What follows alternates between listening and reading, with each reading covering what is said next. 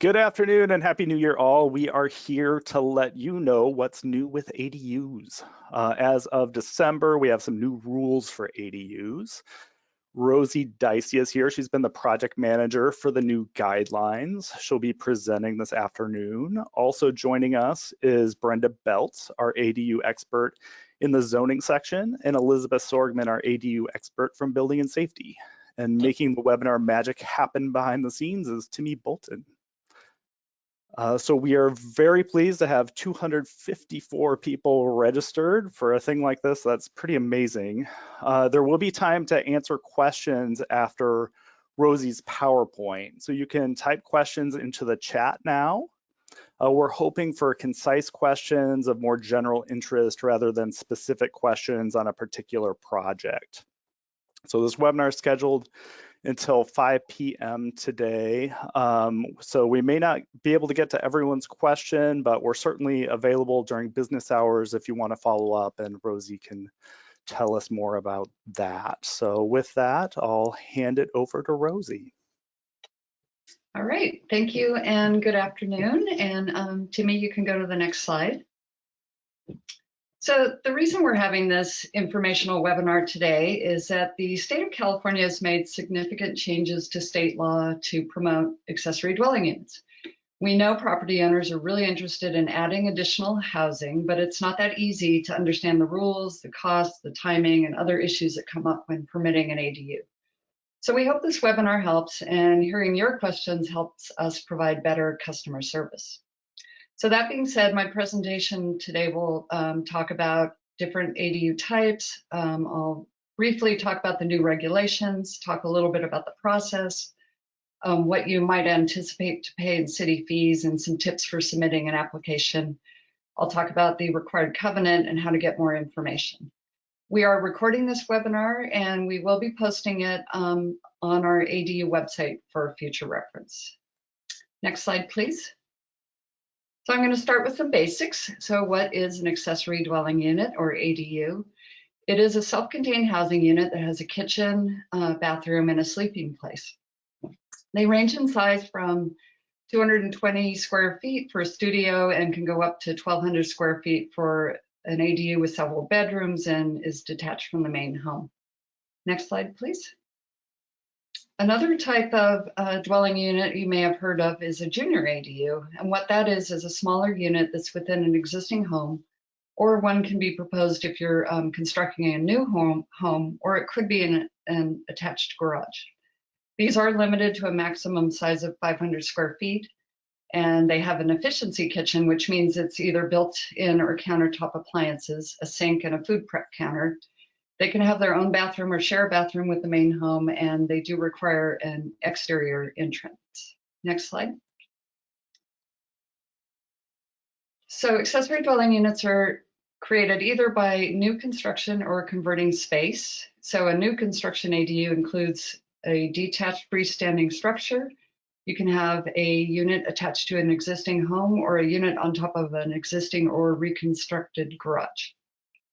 Converted space includes rooms within the existing home or a converted garage or some other similar enclosed accessory building.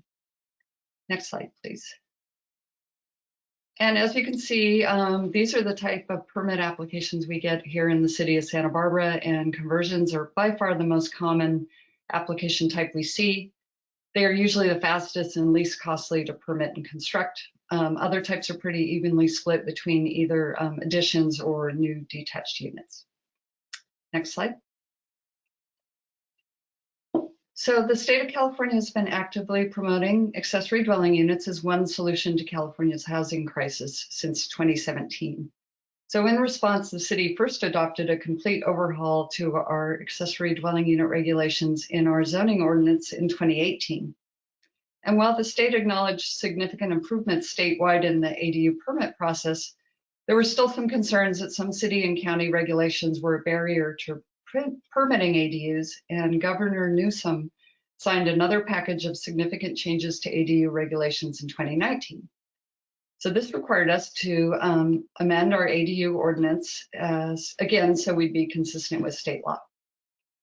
So after public hearings with the Planning Commission, Ordinance Committee, and City Council, The amended ordinance was adopted and became effective in December 2020. Next slide. So the regulations that govern the location, size, height, and other features for accessory dwelling units are contained in the zoning ordinance portion of the city's municipal code. The city has both an inland Title 30 zoning ordinance and a coastal Title 28 zoning ordinances. The changes I'm talking about were proposed for both, but there is a delay in implementing the coastal regulations, which I'll explain a little bit in the next slide. Other regulations that you might need to be aware of for accessory dwelling units are found in the building code and the construction standards that are in Title 22 of the code. And if your lot is in a high fire hazard area, there's fire code standards that are in Title 8. Next slide. So the city's coastal zone is an area that's generally 1,000 feet inland from the coast. And this area is governed by the California Coastal Act. So that means that ordinance changes in the coastal zoning ordinance are only effective after they're reviewed and certified by the California Coastal Commission. So this is a process that we anticipate will happen later in 2021. And in the meantime, accessory dwelling units in the coastal zone are processed in accordance with state regulations. Also, if you are thinking of a project in the coastal zone, you may need a coastal development permit in addition to a building permit.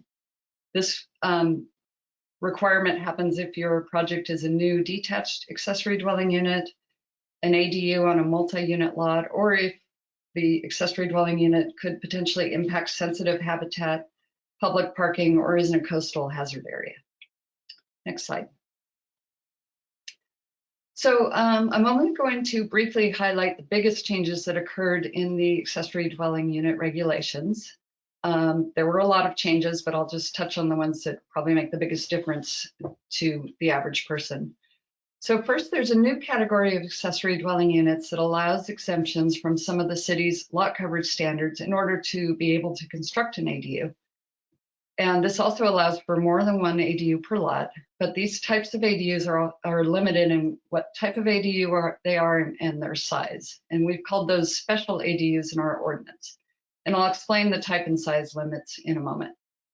Another change is that previously junior ADUs had to be in an existing bedroom, but now they're allowed in any room of a home or in an attached garage. And another change is if you're converting a garage to an accessory dwelling unit, in most cases, you do not need to replace the parking on your property. Next slide. Another change came for setbacks. So interior or rear and side setbacks. And these are the lines that tell you how far from the adjacent property line your structure can go. Those have been reduced to 4 feet for all accessory dwelling units in the city. And also the city no longer requires owner occupancy of the accessory dwelling unit or your primary home for a period of 5 years, except for junior ADUs, which still require owner occupancy by state law. Later, I'm going to be touching a little bit more on the covenant and the owner occupancy provisions. Next slide. So I wanted to go back to the two categories of accessory dwelling units. This is probably the biggest change to our ordinance. So special ADUs are limited to detached and conversion ADUs. They have size limits established by state law, but they are allowed throughout the city.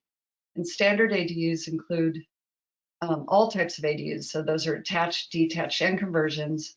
They're usually larger units, but they're not allowed in the foothill and extreme foothill high fire hazard areas. Next slide.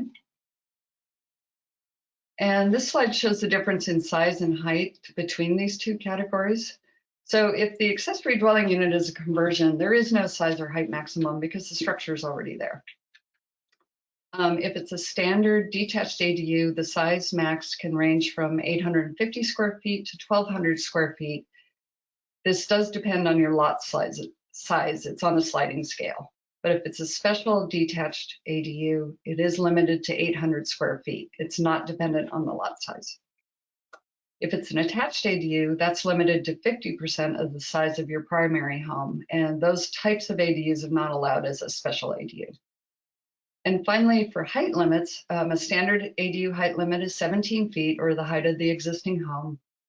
And if you are interested in an ADU above a garage, the total height of the garage plus the ADU can't exceed what's allowed for accessory buildings in the zone district that your lot is in. So if you're in the single unit zone, that's 2 stories or 30 feet in total.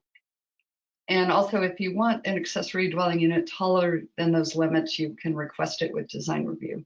And then if it's a standard ADU, the height limit is 16 feet. Next slide.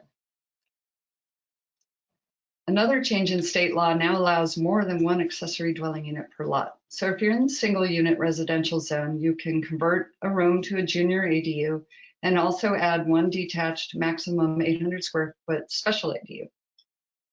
If you're on a lot with 2 or more existing residential units, you can add 2 detached 800 square feet special ADUs or convert existing enclosed floor area to ADUs. The number of conversions, however, is limited to up to 25% of the number of the existing units on the site. Next slide.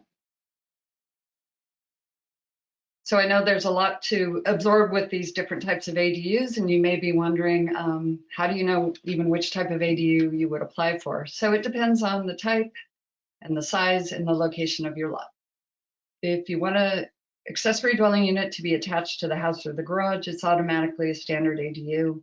Or if you have a large enough lot and you want a detached ADU larger than 800 square feet or taller than 16 feet, then it's a standard ADU. Next slide. And then why would you be looking at a special ADU? Well, that's if you're in the extreme foothill and foothill high fire hazard area. You are limited to the type and size limits provided by special ADUs. If you want multiple ADUs, then you're in that category. Or if your lot is small and you need the relaxed zoning standards that allows you to construct a special detached ADU in your open yard area. Next slide. So what can be converted to an ADU? Any fully enclosed accessory building, such as a garage or a pool house or a barn. And you're also allowed to add 150 square feet for a porch or a doorway or some other addition that you might need to enable you to get in and out of the ADU. Next slide. So as you've seen, garage conversions are really popular in our city, and it's good to know before you start out that what you might need to consider if you're thinking about a garage conversion. So first, garages are not originally intended to house people. So depending on the condition, you may need to upgrade or replace the foundation. It would need to be upgraded to meet modern building and energy codes. You may need to remove the water heater or gas-powered furnaces. And the garage door opening needs to be replaced with residential siding, doors, and windows. Next slide, please. A couple other things that are good to know about that would be required if you're thinking about permitting an ADU. If you're doing new construction or exterior alterations, we have a design criteria checklist of about 10 standards that need to be followed. And by doing this, you avoid any kind of design review. If you want something that deviates from the checklist, though, your project would go to the Single Family Design Board, Historic Landmarks Commission, or Architectural Board of Review, depending on where you're planning a project. Your project will be reviewed by the city's architectural historian if your ADU is on a lot with an existing city landmark or structure of merit. And this is to ensure that your ADU is compatible with the historic resource. And if your lot is in a designated fire hazard area, there's a couple of special fire hazard area standards that address defensible space and other similar safety regulations that you would want to be aware of. Next slide. So I've already mentioned coastal zone and landmarks and structures of merits and zone districts and high fire hazard areas. So if you don't know if your property is subject to any of these areas or zones, you can find out online using the city's mapping analysis and printing system, or MAPS. And the link to get there is shown on this slide. And as I said, we'll be posting this presentation, so you'll be able to get to the link. The fire department also has a handy tool to find out if you're in a fire hazard area just by entering your address. And that's on the Community Wildfire Protection Plan website. And the link is also there. Next slide. So people often want to know how much is permitting the accessory dwelling unit going to cost in city fees. And what you're seeing here is not including the cost of hiring an architect or construction. This is just the fees that the city charges for permit review. So what we did is looked at the average fees that are being charged by type for the year 2020. And what this shows is that junior ADUs and conversions are definitely the least costly in city fees. And then the costs start to go up if you're planning an addition or a detached ADU. And a lot of those fees really depend on the size and other factors about your lot. The highest fees we saw are if you're demolishing a garage, building a new garage, and then constructing an accessory dwelling unit on top. But what you see here was based on only 2 examples, and there was a wide range in cost for those 2 examples, so the average looks pretty high there. Next slide. So there's other things to be aware of that could add some costs to your project. One of those may be a soils report that's required for new structures and additions that are over 500 square feet. And the cost for that can range from about $3,000 to $5,000, depending on the site. There could be additional review time and cost for construction standards if you need to meet fire code or flood hazard area requirements. You may need new or upgraded utilities. By state law, solar panels are now required for new residential structures. And there's a potential that your property tax could increase. That's a decision made by the county, so you would need to talk to county staff about that. Next slide. Another thing we get asked about a lot are about water meters and sewer requirements. So if you're doing a conversion or an attached ADU to an existing home or accessory structure, there's no new water meter required. If you are doing new construction, it requires either a new city water meter or a private submeter, but a private submeter is way less expensive than a new city water meter, and that's always an option. A new accessory dwelling unit also triggers the city's sewer lateral inspection program or SLIP program. And that ensures that the sewer laterals are in the appropriate condition to handle an additional residential unit. This involves examination of the sewer lateral by a licensed plumber, and it may include a need to upgrade the system depending on what they find.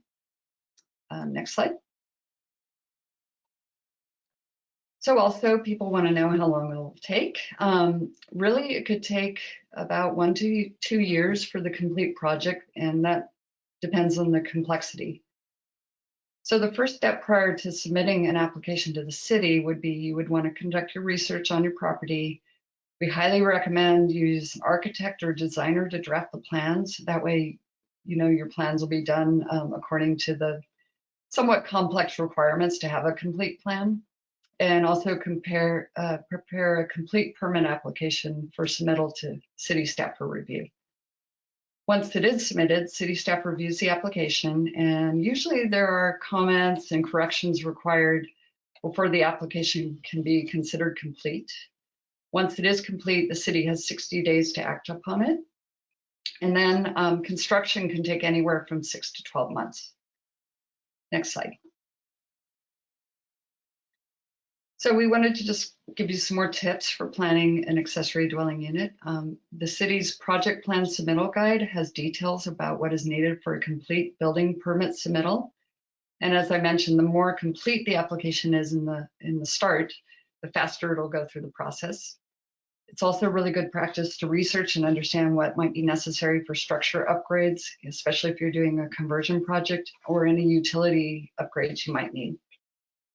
Next slide.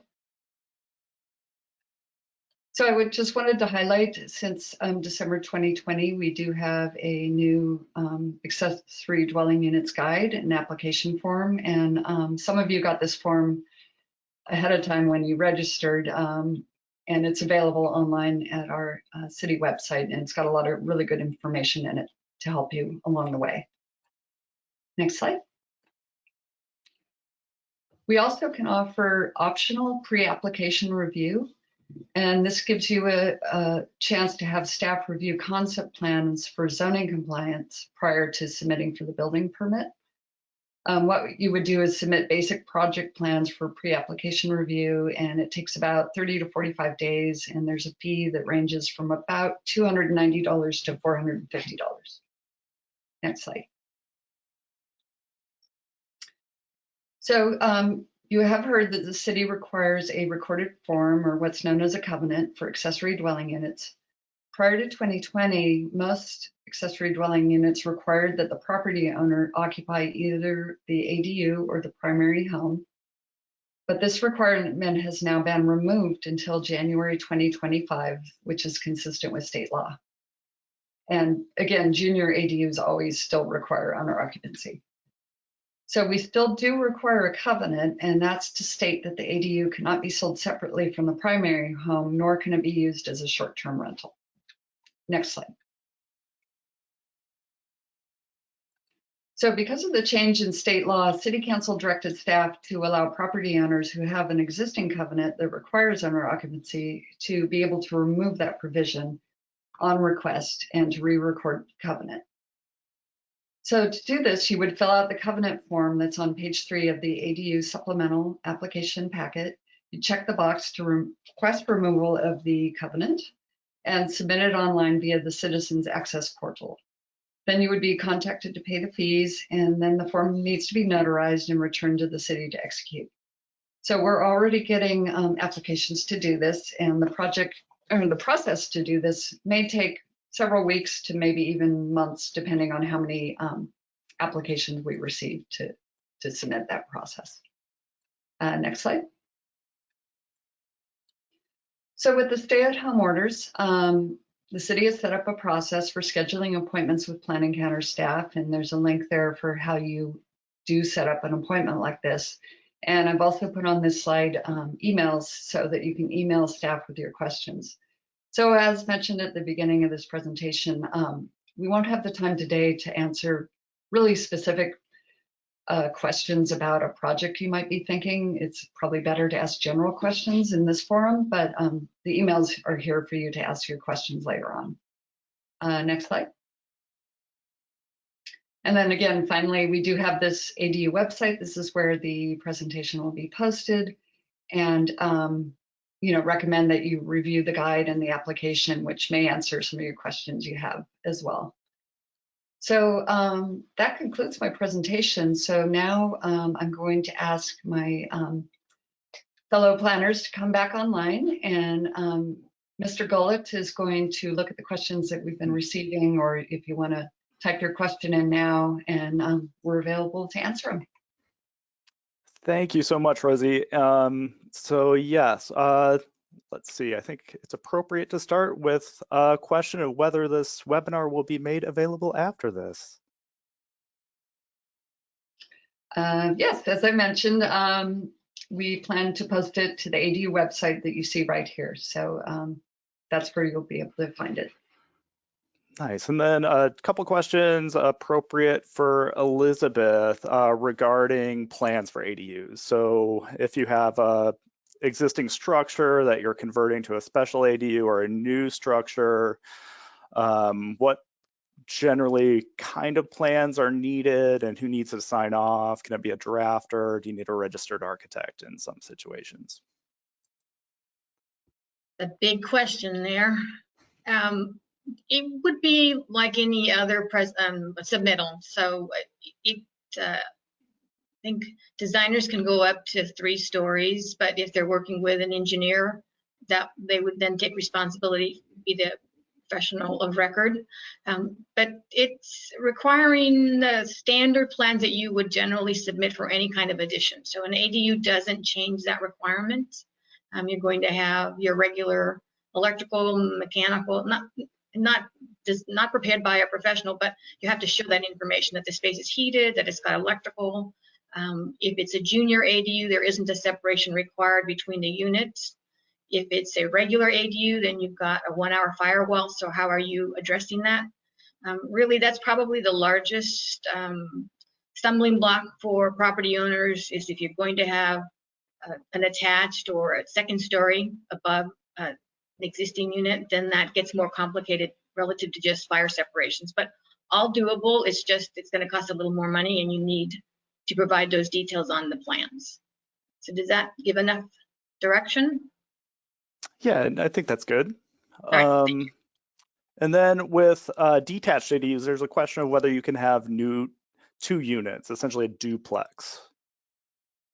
And that may be a zoning question for Brenda. Yeah, like Rosie mentioned, there is some provision for special ADUs to be multiple ADUs. I think one of the questions I get a lot is the code says they have to be detached from the primary building, but people want to know if they can be attached to each other. So the answer is yes, they have to be detached from the main building, but the 2 of them can either be detached from each other or attached to each other, like a duplex. Okay, and then just some quick hits for zoning requirements. Minimum size for detached ADUs. Do we want to go to that slide, Rosie? Did you show that on the slide? There's a range. Actually, Brenda, I don't think we have a slide that talks about the minimum size. Was that the question? Yeah. Oh, These are the maximum sizes. the minimum size, well, depends on if it's a studio or an efficiency unit. So actually, and I need to pull up my code to see what that is. Hold on just 1 second here.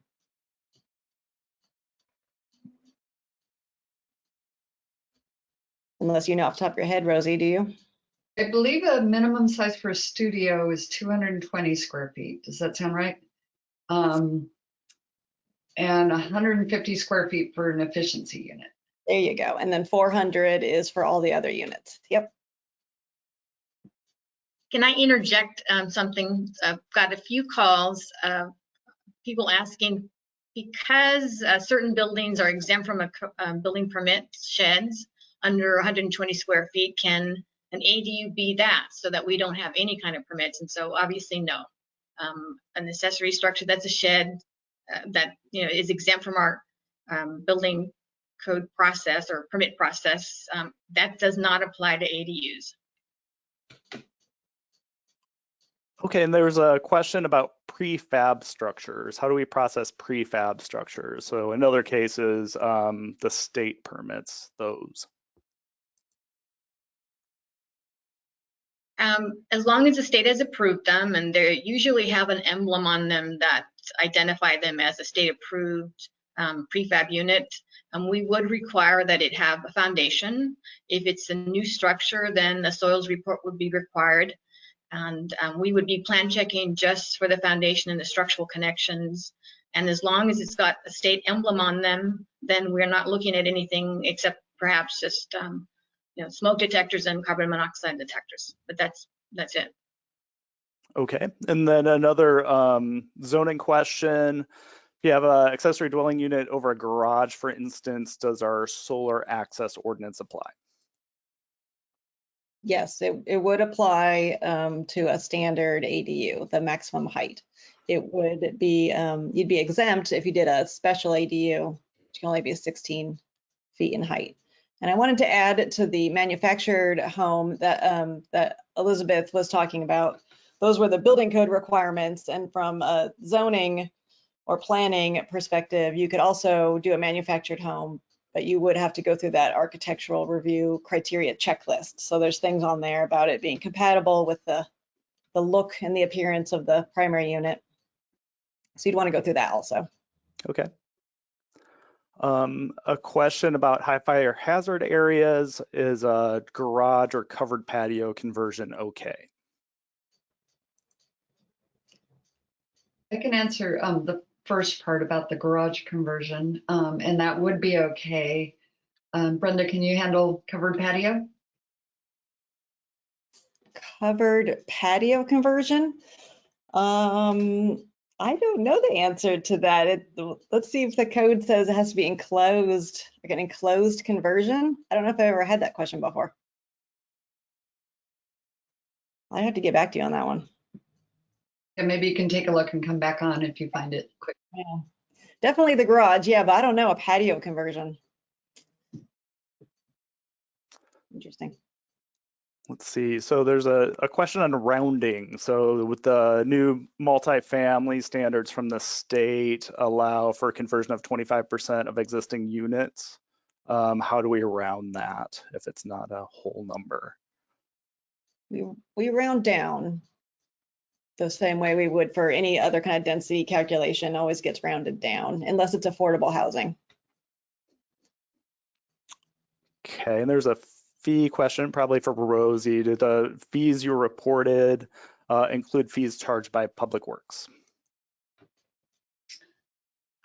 So yes, if it was included in the data that I got, which is in sort of a big Excel spreadsheet, it would have included the Public Works fees as well. Okay. I think it would probably be the Public Works fees that were attached to the building permit, but if there was a separate Public Works permit, that might not have been included. Correct. Right, like, I think you're right. And a question about state oversight. Has the new city's ADU requirements been approved by the state? That's a great question. So when the ordinance were in draft form, we sent it to state Housing and Community Development Department staff and asked them to take a look at it. And they came back to us with, gosh, probably 10 to 12 amendments. And this was then completed. And for our second planning commission hearing, we went to them with the amendments that HCD had asked for. Then after the ordinance was adopted by state law, we're required to submit it to HCD again for review. So we have done that process and I have not heard anything back from them yet. So they did indicate, I think they are quite short-staffed. They're getting probably many of these new ordinances adopted by cities. So I don't know when or if we will hear back from them at this point. Okay, thank you. Question about the coastal zone specifically. Can you short-term rent an ADU in the coastal zone?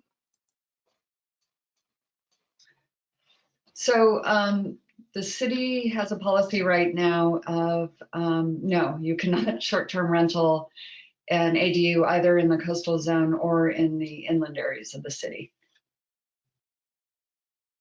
Okay.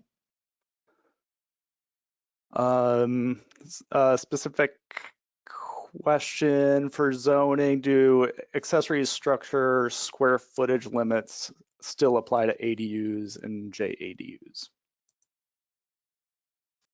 yes, a JADU would be part of the main building, so it wouldn't apply to that. But a detached standard ADU would be limited by the cumulative maximum accessory building floor area allowed for the lot. Unless you're doing a special ADU, then they're allowed no matter what. So even if you already have a 4-car garage and a workshop and something else, and then you want to add a special ADU, you can exceed that maximum. But the standard ADUs are included in the total. Okay, and a question on garage conversions. Do you have to remove the garage door, or can it be part of the design? Like, can you put a wall in the interior of the building and retain the garage door? No, that's one of our architectural review criteria, that the garage door has to be removed and replaced so that it looks like a residential unit. Sometimes, people can use the framing, right, and then put like French doors, and I've seen a lot of creative ways that people have taken sort of the opening and made it look not like a garage door, but still sort of repurposed kind of that opening to make kind of like a larger doorway situation. But it should look like a residential unit, not like a garage.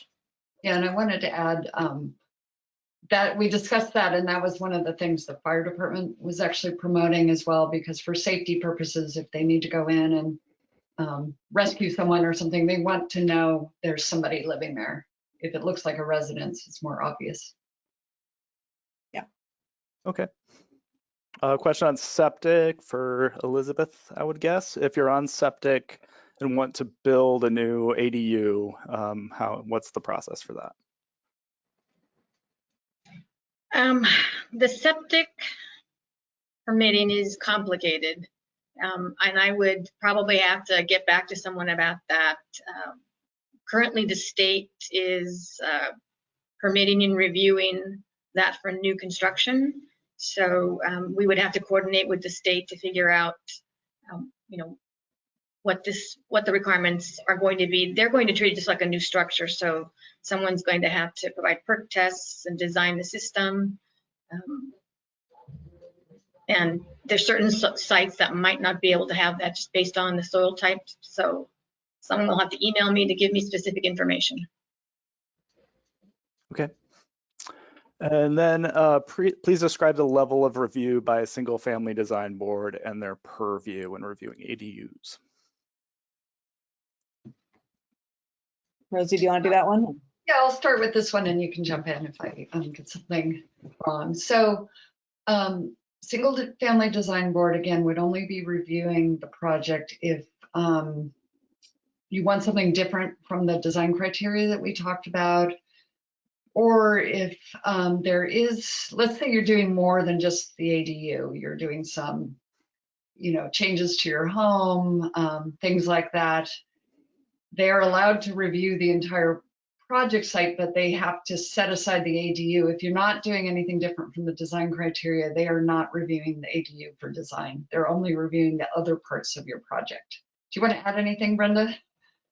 I think that sums it up. Yeah, so it's either if you're asking for an exception to the criteria, like let's say you want a different roof material, or that the unit doesn't match it's not compatible with the style, or it doesn't match the style of the house, you want a different style for your ADU, you can go to SFDB or the other design review boards as appropriate, like you said. Or can you ask for something that looks like a garage door that isn't a garage door? I suppose you could, yes. It's funny. Okay, and there's a request to talk generally about what utility upgrades are needed for various different ADUs. Elizabeth, do you want to try that one? Yeah, I think maybe you can talk about the water meter. In terms of electrical, it really depends on what the existing system is. If you have an old house that has a 60 amp panel, likely you would have to add and upgrade that.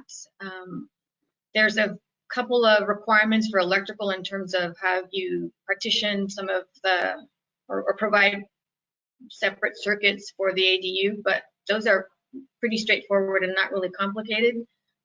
Again, the assumption is that you have sufficient electrical service to the existing structure, so it's not going to be too complicated. If you have a brand new unit, that may require its own meter. I'm not sure. I've spoken to Edison on a couple of projects to try to understand what the requirements might be, and so it looks like you might be able to just have a sub meter from the main to the new ADU. Rosie, do you want to talk about the water meter? Sure, and there was a slide, sorry Timmy, I don't remember the slide number, but there was a slide about water meters that you might be able to put up. But in any case, in most cases, actually no ADUs require a brand new water meter. You can put one in with a new construction ADU, but your better option or less expensive option is to do a private sub-meter. So that's what I know about water meters for ADUs. Thanks. Somewhat related, is there a size or power requirement for solar panels on detached ADUs?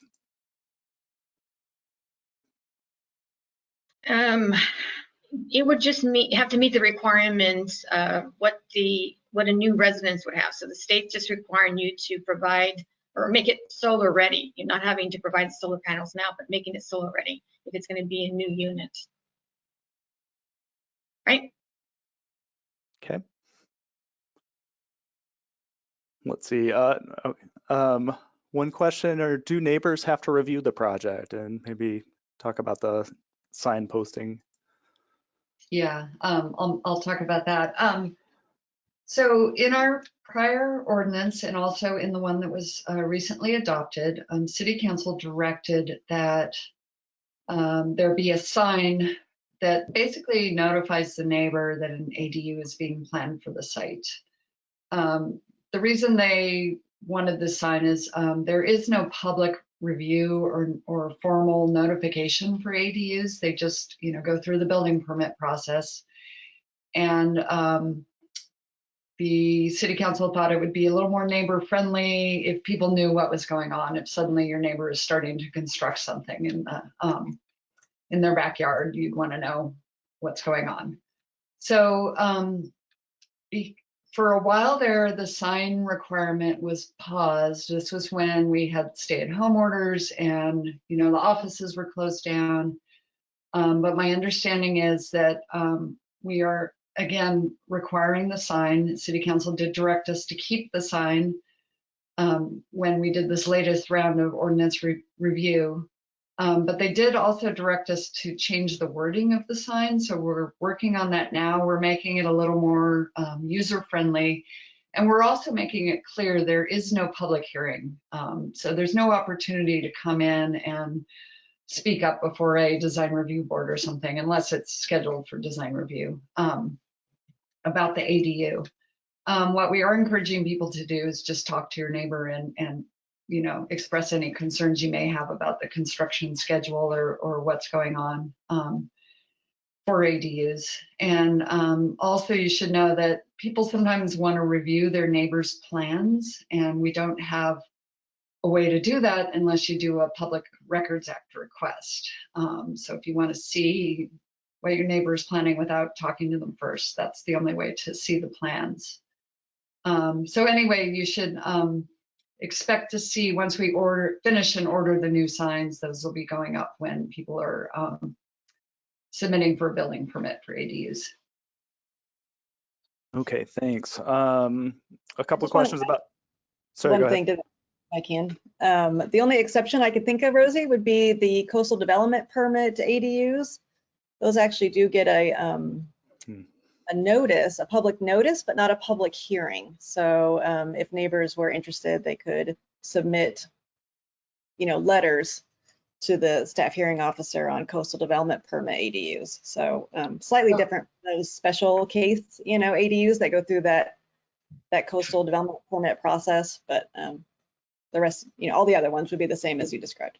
Oh, thanks for adding that. Thanks. So a couple of questions on covenant language. One is, can an ADU be removed after it's been built? And another is, can covenant language for JADUs, STRs, will that still include language that the unit could be torn down if there's a violation?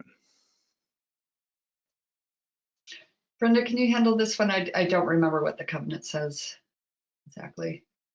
So I'm trying to understand the question. So it's if somebody builds an ADU and then some future property owner decides they don't want the ADU anymore, is that kind of the gist of it, you think? Yeah, so that's one. Can an ADU be removed after it's been built? And another relates to, I think, the short-term rental prohibition, whether there's language in the short-term rental prohibition saying that the ADU could be required to be removed. In other words, if somebody, so the owner signs a covenant saying, I promise I won't rent this out as a short-term rental, and then it turns out they do rent it out as a short-term rental, would they be required to remove the ADU at that point? Is that kind of what you think? That is what I believe the asker is getting at. Well, let's see. The first question's easier. So, let's say, yeah, you had a lot with a single family residence and an ADU, and then some future property owner doesn't want the ADU anymore. I mean, you're not required to rent out the ADU, but if you wanted to remove it, yes, you could certainly remove it. And then we would also release you from the covenant, right? We wouldn't, because ADU would be gone. So then the covenant would also be gone. As far as the penalties for violations of the covenant, that's sort of a case by case situation. So we'd have to look at what the particulars of that situation was to decide what the remedy for the violations are. It might just be stop your short-term rental first, and then go from there. But yeah, there's a whole variety of fines and various things that can happen if you are in violation of the municipal code or of the covenant. But it's sort of case by case how that gets handled. Thank you. And there's multiple questions about setbacks. So setback rules for existing garages when you're converting, and like general question about front setbacks and how is it different for ADUs versus standard. Rosie, do you want to start with that one? I'll try, but you're more of the setback expert. Let's see. So we do have a special situation for garage conversion. So I'll start with that one because I believe we made amendments to our current ordinance because we were seeing a lot of people have what's called a non-conforming garage. So let's say it's separate from your house and in the back, and it's either close to or right on the property line. So in that case, we do allow people to convert the garage to an ADU. It can just stay where it is. Or there's also an option to demolish the garage and rebuild it and put the ADU on top. And the demolished garage can be rebuilt in the same location and same size, but the ADU on top has to conform to the ADU setbacks, which are 4 feet. So I think that might have answered maybe the first part of the question. And what else was there again, Dan, on the setbacks? Front setbacks. Oh, Brenda, can you take this one? Yeah, so front setbacks apply. And then we also have some architectural design criteria for ADUs in the front yard. So that's kind of the area between the street and the primary residence is your front yard area. And in general, accessory buildings like sheds and things aren't usually allowed in the front yard because when you're walking on the sidewalk, you want to see the pretty house and not necessarily your garden shed. But ADUs are kind of a special case, right? Because they're a unit, but they're an accessory building. So there are some architectural review criteria to allow ADUs to be outside the front setback, but they can be in the front yard.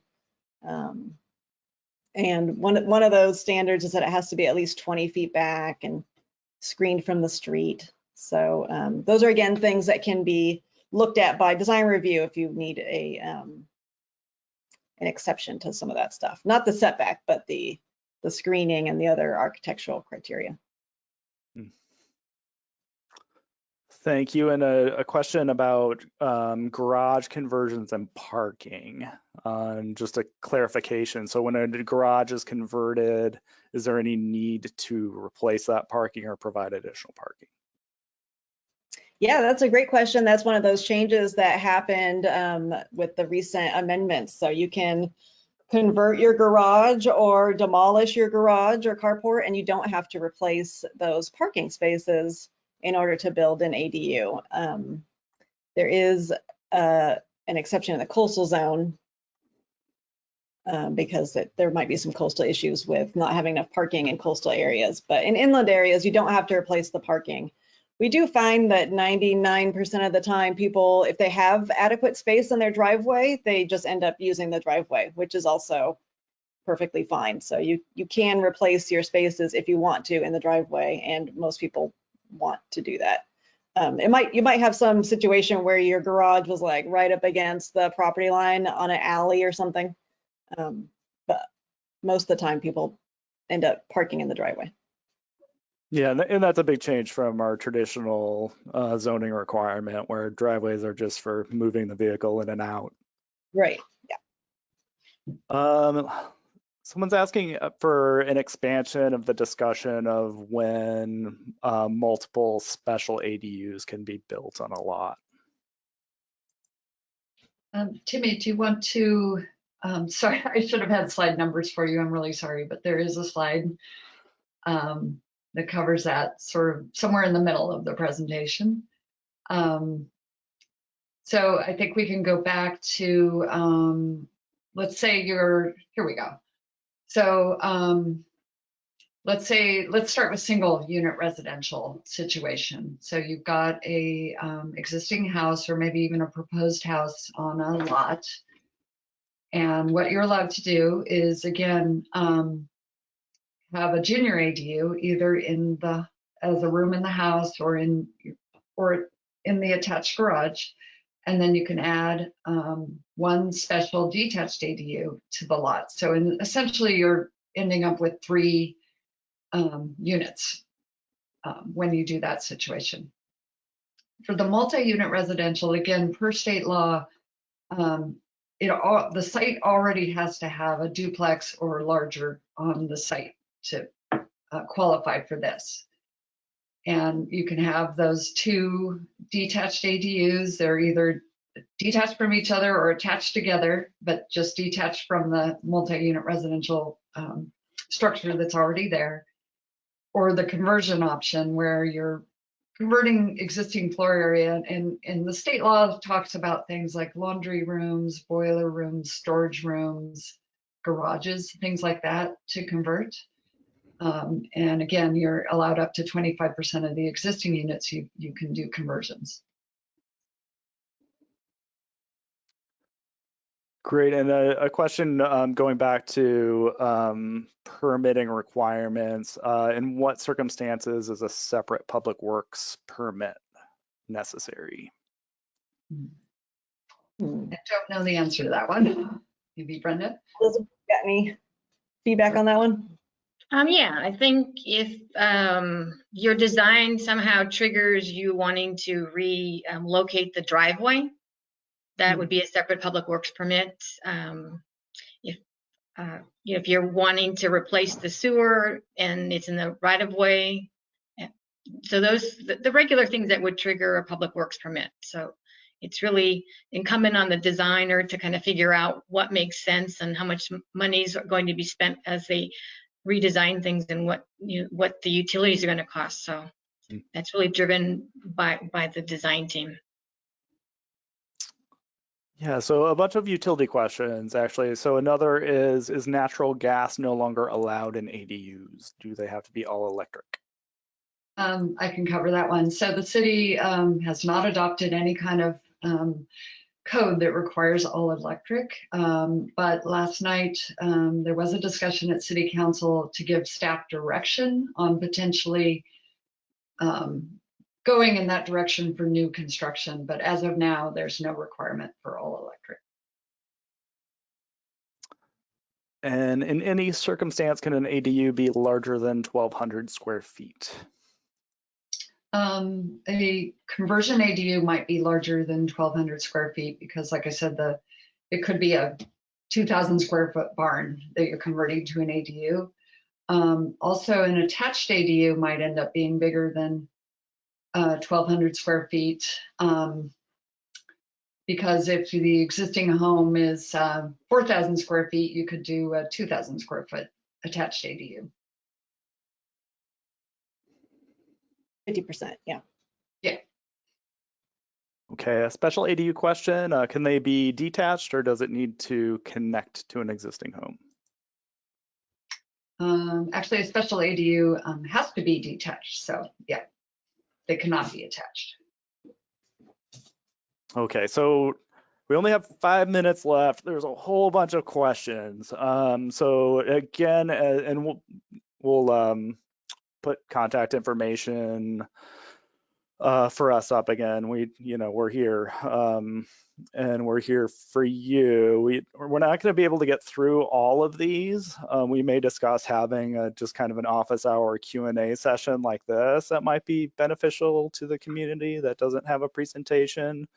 If there's interest in that, we might be able to inform each other quicker that way. But I'll go through it what I can before 5 o'clock. And thank you again for all your interest in this.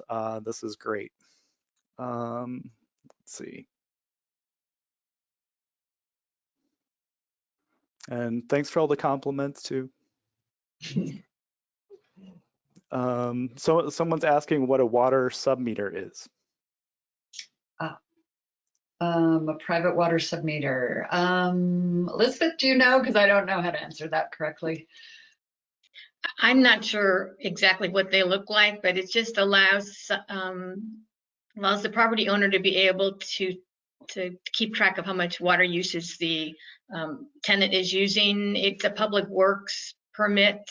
I really don't know what they cost in terms of monies. They're definitely a lot less than getting a water meter. So I did a little research actually ahead of this and found costs ranging from like $300 to $500. I don't know if that's just for the meter and does or does not include permit fees, but again, they're way lower cost than an actual brand new water meter. And I could field that question to our staff in the Public Works to get more information if you want to email me. And I realize now I did not put my personal email up here for questions. I think many of you may have already received it because I sent you the invitation to this webinar. So feel free to use that email as well, and I'll field the questions out to the right person. Thanks. And there are multiple questions about that owner occupancy requirement. I think it would be helpful to cover that briefly again for this group. Of course, yeah. So again, there's one of the changes in state law was that cities and counties cannot require owner occupancy of the ADU or the home for a period of 5 years. And so what City Council decided to do was go ahead and adopt that as well. And again, junior ADUs still require owner occupancy. The reason it's a 5-year pause, we don't really know, except that I heard there was some sort of compromise made in the state legislature, among state legislators. What we said in our ordinance is it'll come back in 5 years unless the state makes a change in the meantime, which they might do. They may just decide we're never going to require owner occupancy. So when this came up, there was a question about fairness for people who have already done a covenant that requires them to do owner occupancy. And that's where City Council directed us to develop this process so we could remove it from the covenant. Again, they still, though, directed us to keep the covenant for the sale terms and the short-term rental terms. So that's why the whole process to remove it involves basically filling out a form and re-recording the covenant. So hopefully that answers the question. Thanks for covering that again. And there's a helpful comment that there's some exceptions to the requirement for installing solar panels for some small size ADUs. So thank you for that. So I think just want to thank the panel here and for all the attendees.